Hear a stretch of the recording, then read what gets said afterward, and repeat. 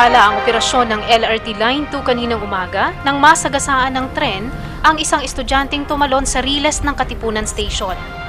Naperwisyo ang mga pasaherong bumabagta sa southbound lane ng LRT Line 2 pasado alas 7 kaninang umaga nang isang di pa nakikilalang binatilyong naka-uniforme ang tumalon at nagpasagasa sa tren na papasok ng Katipunan Station.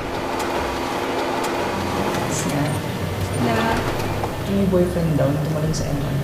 tumalon sa MRT? Oo, kumalat Yung yung last dugo. year? Everywhere. Yeah! Everywhere dugo. Yeah! Di ba may AIDS yun? Ibig sabihin, yung baka yung malatan sa mga may AIDS na I don't wanna go to the MRT. Doon pa naman sa mga pa uwi. Ew!